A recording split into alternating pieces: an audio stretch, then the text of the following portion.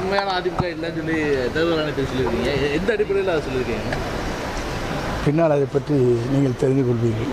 உங்களுடைய அடுத்த கட்ட நகர்வு எப்படி இருக்குதுன்னா, ஆக்சுவலாக வந்து அவங்க ஏடிஎம்கே ஒரு மாதிரி பேசுகிறாங்க, நேற்று ஜெயக்குமார் ஒரு மாதிரி பேசியிருக்கிறாரு. அதை பற்றி உங்களுடைய கருத்து என்னன்னா? பொறுத்திருந்து பாருங்கள். இல்லை, நீங்கள் பொறுத்திருந்து பாருங்க சொல்கிறீங்க. பட் எவ்வளோ நாள் ஆகும், எத்தனை மணி நேரம் ஆகும்? நல்லதே நடக்கும். இரட்டை எலெக்ஷன் தொடர்பாக விசாரிக்கணும் அப்படின்னு சொல்லியிருக்கீங்க. அது முடக்கணும் அப்படின்ற மாதிரியான கோரிக்கைகளை தான் வச்சுருக்கீங்க தேர்தல் ஆணையத்தில். நல்லதே நடக்கும். ஆனால் இப்போ என்ன மாதிரியான கோரிக்கைகள் வச்சுக்கணும்னு சொல்கிறீங்க?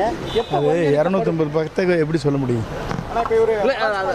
தேர்தல் ஆணையத்துக்கு 250 பக்கம் கடிதத்தை முக்கியமாக என்ன சொல்லியிருக்கீங்க? நல்ல வேல்யூபிள் பாயிண்ட் இருக்குது. அது சீக்கிரம் அதை சொல்லக்கூடாது. தேர்தல் ஆணையத்துக்கு கொடுத்த இது என்ன நம்ம சொன்னோம்னா உங்களுக்கு தெரியும், விதிகள் இருக்குது. என்ன மாதிரியான குடும்ப கட்சியாக அதிமுக என்ன மாதிரியான குடும்ப கட்சியாக இருக்குது? எல்லா கட்சியிலும் குடும்ப அரசியல் அப்படின்னு சொல்கிறீங்க. என்ன மாதிரியான இருக்குது உங்களுக்கு தெரியுமே நல்லாவே. நீங்களே போயிட்டு மீடியாவில் போயிட்டு தான் இருக்கீங்க. என்ன நடக்குது உங்களுக்கு தெரியுதே இல்லையா? நான் சொல்ல தேவையில்லை. உங்களை பின்னணியில் இருந்து பாஜக இயக்குது அப்படின்ற மாதிரியான ஒரு வார்த்தை எது சொல்லுங்க, கருத்து சொல்லி. நான் கிட்டத்தட்ட 53 ஆண்டுகள் இருக்கிறேன். என்னை யாரும் இயக்க முடியாது தனிப்பட்ட முறையில். நீங்கள் ஒரு மூத்த அரசியல்வாதி, எல்லாத்துக்குமே உங்களுக்கு தெரியும். உங்களை மட்டும் நீக்கினது எப்படி பார்க்குறீங்க? அவர்கிட்ட கேட்க வேண்டிய கேள்வி. நேற்று மனோஜ் பாண்டியன் அதிமுகவுடைய ஒரு எம்எல்ஏ அவரும் வந்து திமுக போய் இணைஞ்சிருக்காரு. இது எப்படி பார்க்குறது? அவருடைய விருப்பம்.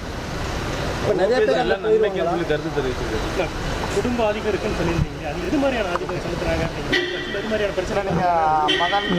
இல்லை மகன் தலையிடுறாரு. அவருடைய மைத்தினர் உங்களுக்கு தெரியலாம், டிவிலெலாம் வந்துட்டுருக்காரு. அந்த தொகுதிக்குள்ளே மாவட்டத்தில் பண்ணுறாரு. நீங்கள் அவர் மருமகம் பண்ணுறாரு. இப்போ நீங்கள் பார்த்தீங்கன்னா உங்களுக்கு தெரியும் அவருடைய எங்கெங்கே இயக்குறாங்கிறது வந்து நீங்கள் மீடியாவில் இருக்கிறவங்களுக்கு தெரியாதில்ல. அதுதான் அதை பற்றி சொன்னேன். மூத்த நிர்வாகிகளுக்கு அது இடையூறாக இருக்கும். அதிமுக முக்கிய தலைவர்கள் ஒவ்வொருத்தராக போய் திமுக இணைஞ்சிக்கிட்டு இருக்கிறப்போ அதிமுக கரைஞ்சிக்கிட்டே வருதுன்னு பார்க்கலாமா? எப்படி பண்ணிட்டு அதை நீங்கள் தான் முடிவு செய்ய வேண்டும். ஆனால் இதுவரைக்கும் அங்கே அதிமுக எடப்பாடி பழனிசாமி அணியில் இருந்தவங்க யாராவது உங்க கூட பேசியிருக்காங்களா? எல்லாரும் வந்து உங்களுடைய கருத்துக்கு ஏதாவது ஆதரவு தெரிவிச்சிருக்காங்களா? உங்க கூட பேச்சுவார்த்தை போயிட்டு இருக்காங்க. யார் யார் பேசுகிறார் என்பது அவர்களுக்கும் எனக்கு மட்டும்தான் தெரியும். அது வெளிப்படுத்தினால் அவர்களுக்கும் ஆபத்து இருக்கும். பேசிக்கிட்டு தான் இருக்காங்கண்ணா. உண்மையான அதிமுக இல்லைன்னு சொல்லி தேர்தல் ஆணையத்தில் சொல்லியிருக்கீங்க. எந்த அடிப்படையில் அதை சொல்லியிருக்கீங்க? பின்னால் அதை பற்றி நீங்கள் தெரிந்து கொள்வீர்கள். உங்களுடைய அடுத்த கட்ட நகர்வு எப்படி இருக்குதுன்னா, ஆக்சுவலாக வந்து அவங்க ஏடிஎம்கே ஒரு மாதிரி பேசுகிறாங்க, நேற்று ஜெயக்குமார் ஒரு மாதிரி பேசியிருக்கிறாரு. அதை பற்றி உங்களுடைய கருத்து என்னன்னா? பொறுத்திருந்து பாருங்கள். இல்லை, நீங்கள் பொறுத்திருந்து பாருங்க சொல்கிறீங்க. பட் எவ்வளோ நாள் ஆகும், எத்தனை மணி நேரம் ஆகும்? நல்லதே நடக்கும். இரட்டை எலெக்ஷன் தொடர்பாக விசாரிக்கணும் அப்படின்னு சொல்லியிருக்கீங்க. அது முடக்கணும் அப்படின்ற மாதிரியான கோரிக்கைகளை தான் வச்சுருக்கீங்க தேர்தல் ஆணையத்தில். நல்லதே நடக்கும். ஆனால் இப்போ என்ன மாதிரியான கோரிக்கைகள் வச்சுக்கணும்னு சொல்கிறீங்க? அது 250 பக்கத்தை எப்படி சொல்ல முடியும்? தேர்தல் ஆணையத்துக்கு 250 பக்கம் கடிதத்தை முக்கியமாக என்ன சொல்லியிருக்கீங்க? நல்ல வேல்யூபிள் பாயிண்ட் இருக்குது. அது சீக்கிரம் அதை சொல்லக்கூடாது. தேர்தல் ஆணையத்துக்கு கொடுத்த இது என்ன நம்ம சொன்னோம்னா உங்களுக்கு தெரியும், விதிகள் இருக்குது. என்ன மாதிரியான குடும்ப கட்சியாக அதிமுக என்ன மாதிரியான குடும்ப கட்சியாக இருக்குது?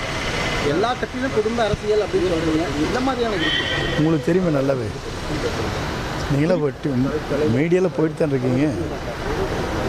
என்ன நடக்குது உங்களுக்கு தெரியுதே இல்லையா? நான் சொல்ல தேவையில்லை. உங்களை பின்னணியில் இருந்து பாஜக இயக்குது அப்படின்ற மாதிரியான ஒரு வார்த்தை எது சொல்லுங்க, கருத்து சொல்லி. நான் கிட்டத்தட்ட 53 ஆண்டுகள் இருக்கிறேன். என்னை யாரும் இயக்க முடியாது தனிப்பட்ட முறையில். நீங்கள் ஒரு மூத்த அரசியல்வாதி, எல்லாத்துக்குமே உங்களுக்கு தெரியும். உங்களை மட்டும் நீக்கினது எப்படி பார்க்குறீங்க? அவர்கிட்ட கேட்க வேண்டிய கேள்வி. நேற்று மனோஜ் பாண்டியன் அதிமுகவுடைய ஒரு எம்எல்ஏ அவரும் வந்து திமுக போய் இணைஞ்சிருக்காரு. இது எப்படி பார்க்குறது? அவருடைய விருப்பம். இப்போ நிறைய பேர் சொல்லி கருத்து தெரிவிச்சிருக்காரு.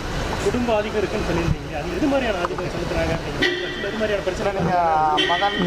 இல்லை மகன் தலையிடுறாரு.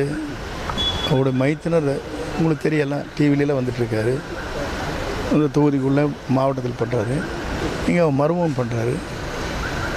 இப்போ நீங்கள் பார்த்தீங்கன்னா உங்களுக்கு தெரியும் அவருடைய எங்கெங்கே இயக்குறாங்கிறது வந்து நீங்கள் மீடியாவில் இருக்கிறவங்களுக்கு தெரியாதில்ல.